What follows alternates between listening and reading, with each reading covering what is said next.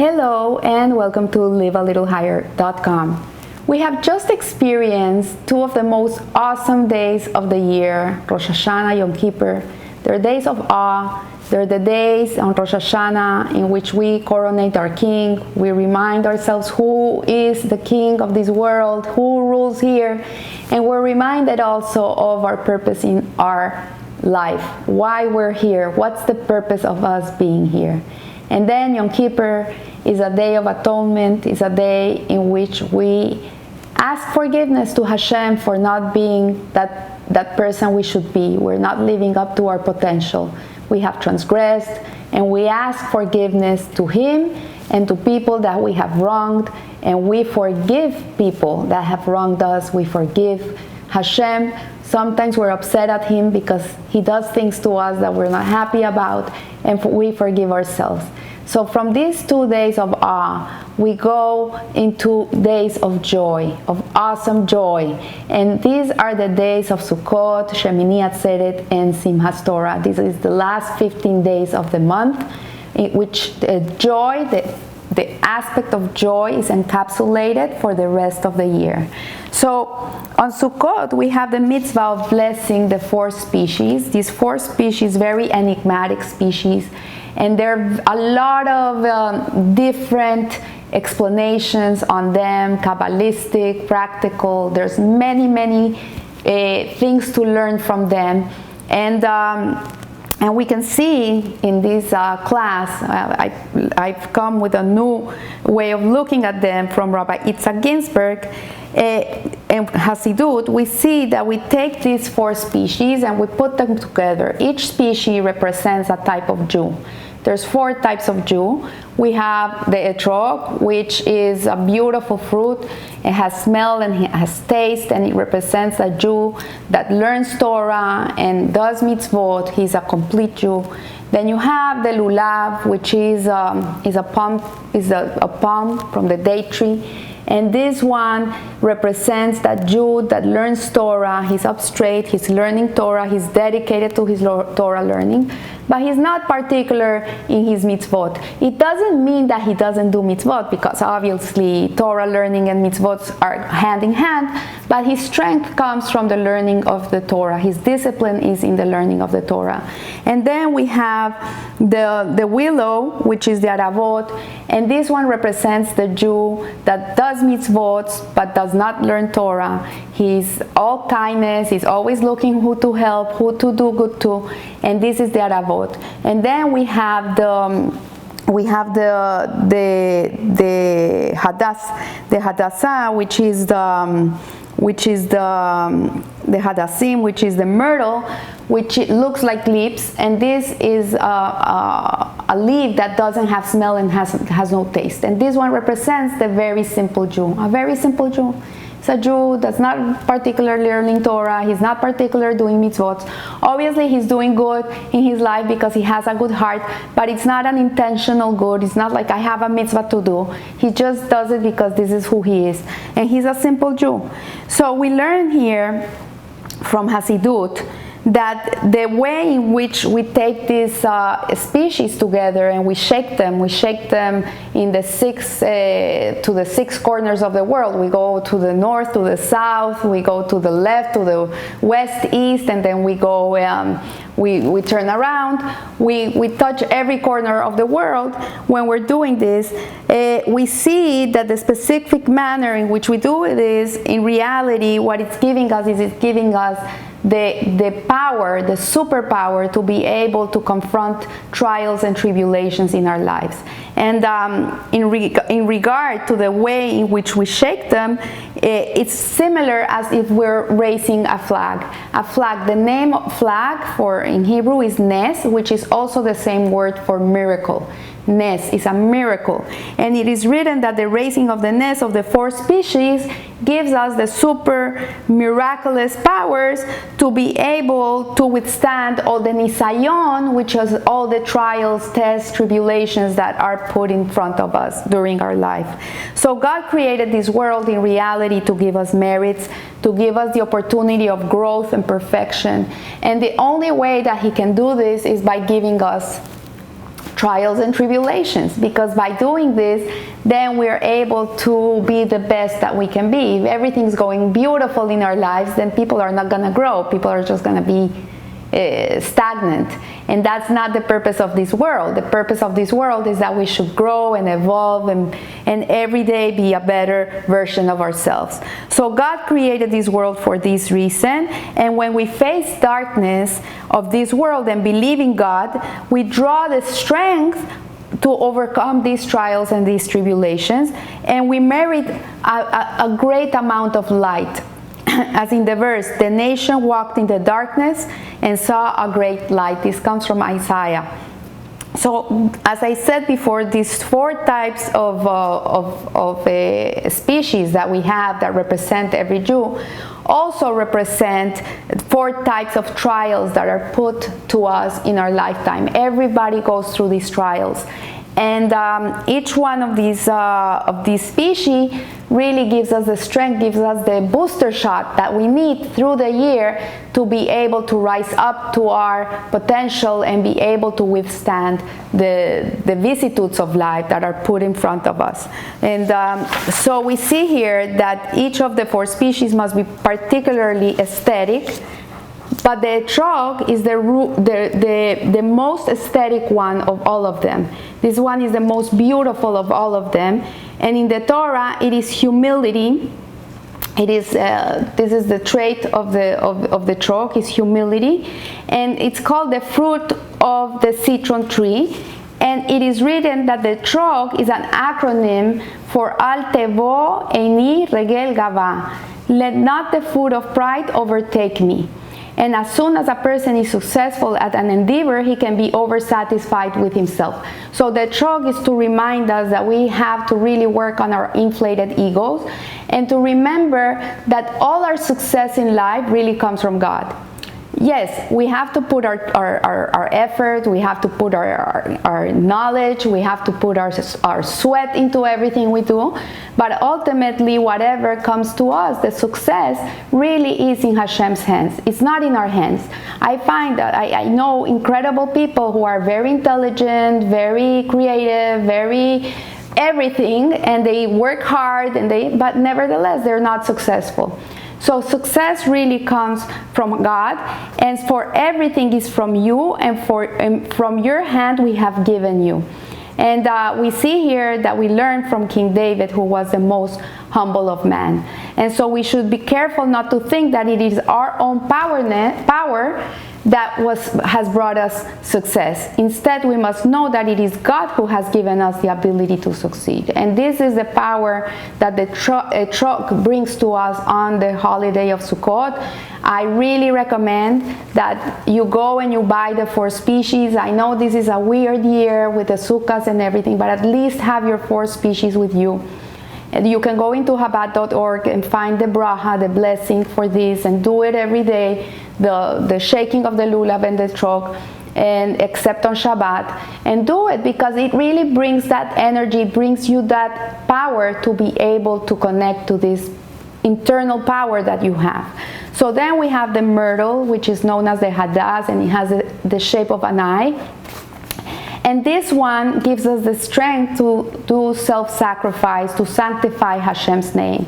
And on Sukkot, we take these 3 myrtle branches, 2 willows, 1 palm branch, and 1 etrog. And the myrtle leaves are also 3, as they are triangular. And this alludes to the 3 patriarchs, Abraham, Isaac, and Jacob, who devoted their lives to Hashem. They didn't do anything that Hashem didn't ask them to do. They were known as the chariots of God. And as a chariot has it doesn't drive itself. It needs to be driven by someone.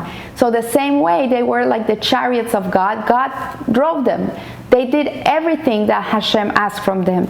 So there is another trio of very important souls, in the Bible. They were Hananiah, Mishael, and Azariah.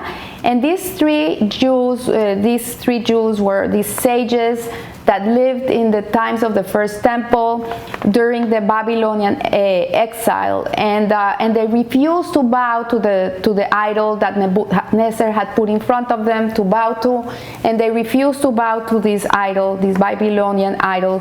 And what Nebuchadnezzar did to them was that he threw them into a fiery furnace, and just as Nimrod had thrown Abraham when he was a little boy, and miraculously, these three sages came out of this fire unscathed. Nothing happened to them. They were perfect. They didn't get burned, nothing. So the prophet Zechariah writes about these three tzaddikim, and he stands between the myrtles. Hananiah, Mishael, and Azariah are the three myrtles. And who is in this verse? God the Shekinah. So the myrtle has a pleasant fragrance. The myrtle, the hadass, has a good smell and it has no taste.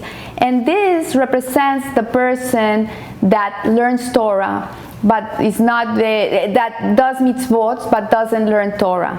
But in this case, as we're learning today, this characteristic of a pleasant fragrance is a person who is willing to sacrifice his life, like Hananiah, Mishael, and Azariah, to sanctify the name of God. And this excludes a pleasant fragrance. So this pleasant fragrance is the sense of Mashiach. It says that when Mashiach is going to come, we're going to smell Mashiach. We're going to know by the smell, by the sense of smell. It's a very spiritual sense, because we're going to be able to feel that he's here, because there's going to be a very particular good fragrance. And about whom the verse says, and he will give him the scent of the fear of God.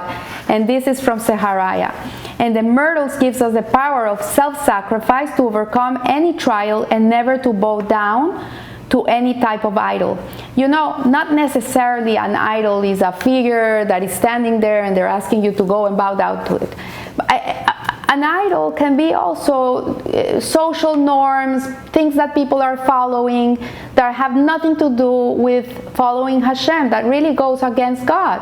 Whenever you go and do something that goes against Hashem, really is like you're serving idols, because you're not serving Hashem, so you're serving something else. So we see here that a Jew must have very strong backbone. We should be always very strong, and we should not be willing to bow down to anything that exudes the fragrance of Mashiach. We should always bow to Hashem. That's it. That's the only one we can bow to. So the palm branch, the lulav, really, it's interesting, because when we say the bracha of the four species, we say it on the lulav. Why the lulav? If the trog is a more complete species, why do we say it on the lulav? The lulav has is straight and it's tall. It's the tallest one of them, and it represents the Torah's color. It has a taste, but it has no smell. It has a taste, but it has no smell. So of all the four species, the blessing refers only to the palm branch.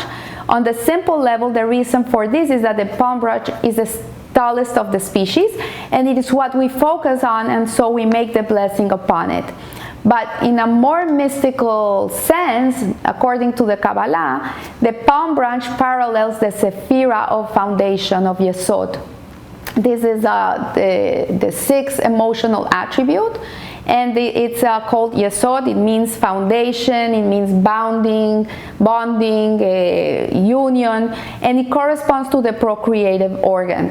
And so this palm branch lulav is it protects us from the trial of the evil inclination regarding illicit relationships. So we see that the archetypal soul that represents the lulav, the attribute of foundation, is Joseph HaTzadik, Joseph, the one of the sons of Yaakov, the one that was sent by the brothers. He was sold into slavery, and he ended up in the house of Potiphar as a slave. And the wife, his wife, tried to seduce him, and he was able to withstand this trial.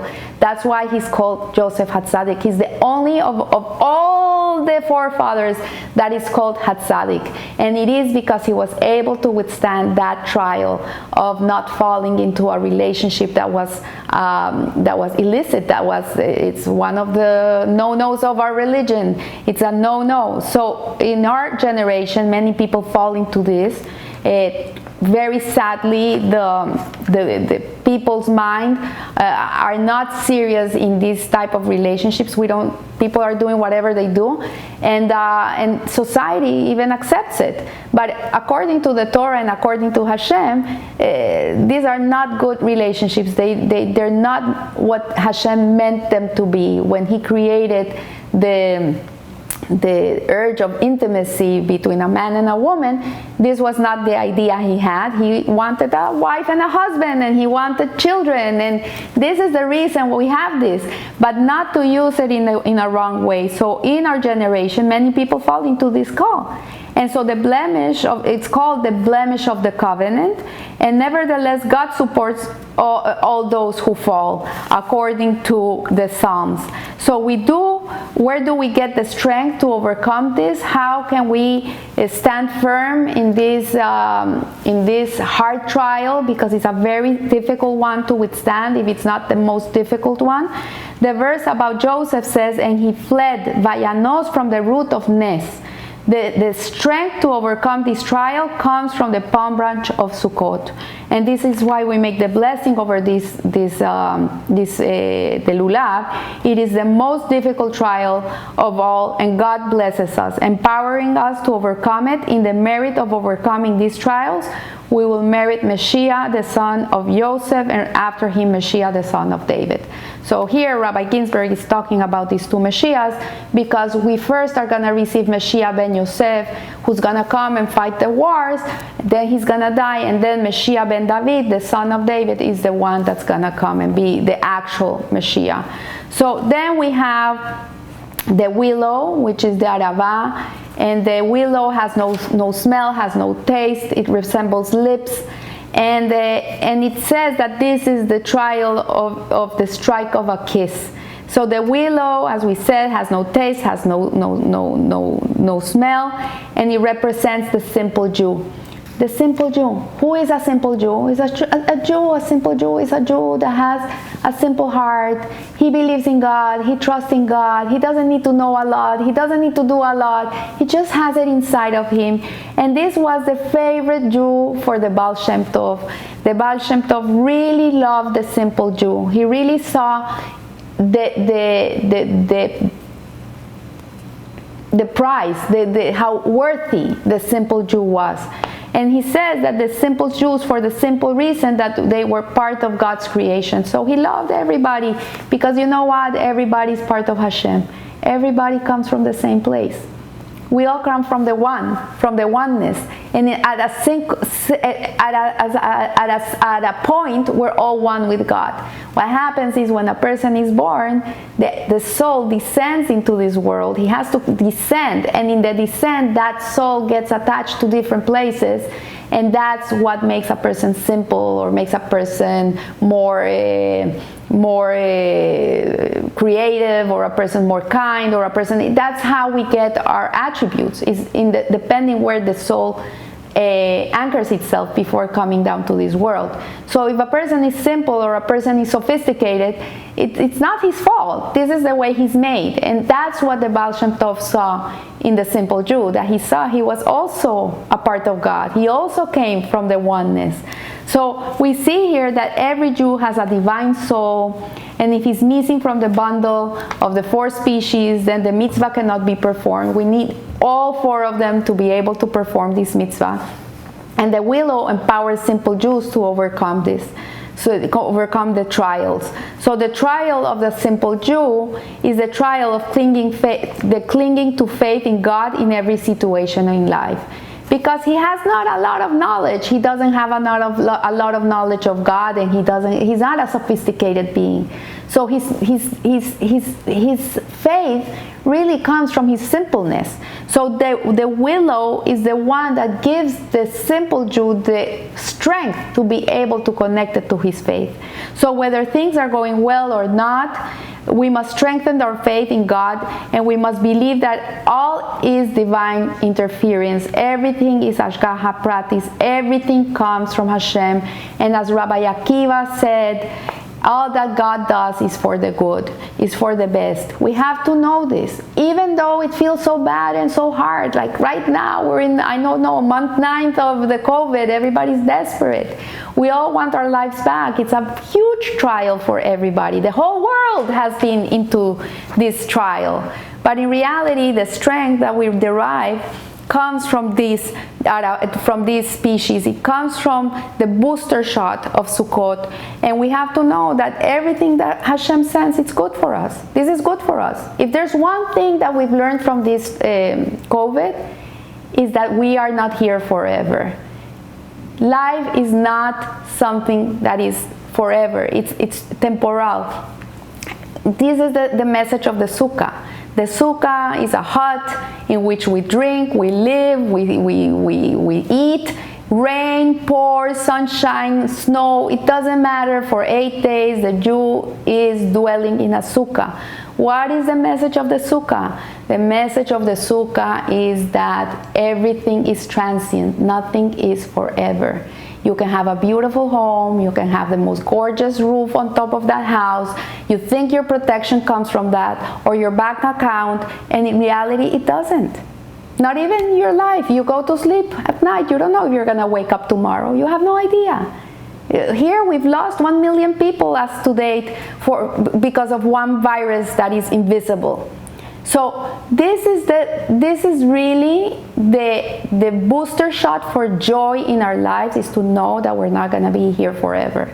As paradoxically as it sounds, in reality, when we realize that we have limited time in this life and we have all these resources that Hashem has given us to be able to fulfill our purpose, then we wake up joyful, with strength, with vigor. We want to live, we want to do, we want to accomplish. We don't want to waste our time.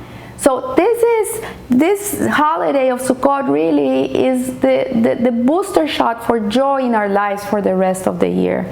And the willow, the simple Jew, we see that he's simple, his faith is simple, and in a certain way we have to connect to that too. We have to be simple people in the sense of our faith in God. We sometimes don't need to have so many answers. We don't need to ask so many questions. We just have to do.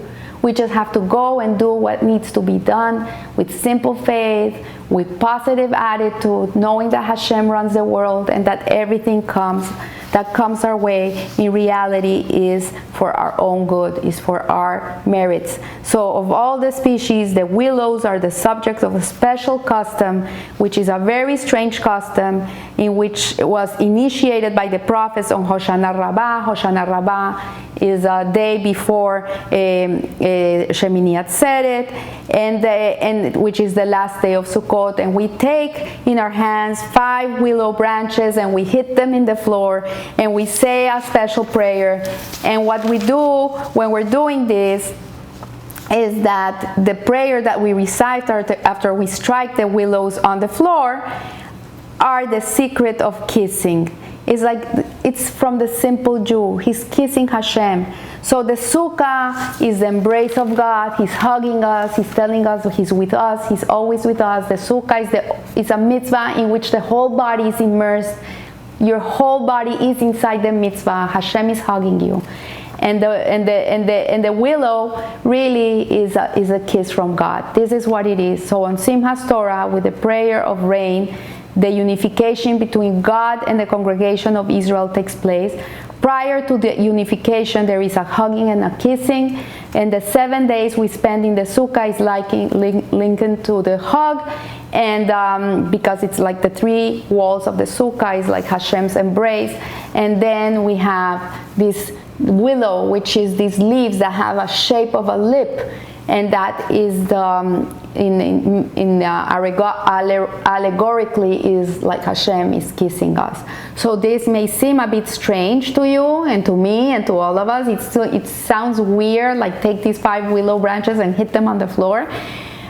But the striking of the willows on the ground have to do, why do they have to do with kissing? And that is something that only a simple Jew can understand and can answer, because he feels with his simple faith that every strike, every blow is actually a kiss. What it's saying is, all our trials and tribulations that happen to us in our lives, we don't know why. Hashem sends them to us. They're part of our journey in this world. They're part of us gaining merits in this world. But no matter what happens, and this is the simpleness of the simple Jew, is that no matter what happens in life, specifically when reality strikes us, it is a kiss from God. And this is what we have to get. It's a kiss from God. Sometimes it's a burning kiss. It's a burning kiss. But it really is a kiss from Hashem. And the striking kiss tells us that soon we will unite with Hashem. And a new generation of blessed redemption sons and daughters will come. And the world will be, God willing, what Hashem meant it to be from the beginning. And this is our job here, to turn darkness into light, to bring light into the world, to bring joy into everybody's life. This is part of why we're here. And Sukkoth reminds us of this special purpose, and it gives us the strength, the superpowers to be superstars. So I wish you a blessed Sukkoth, Hag Sameach. May you be strengthened, go from strength to strength, from joy to joy. May we see the day in which we're all happy and dancing, when we have no more sickness in the world and no more poverty and no more suffering very soon. Remember, live a little higher. Thank you.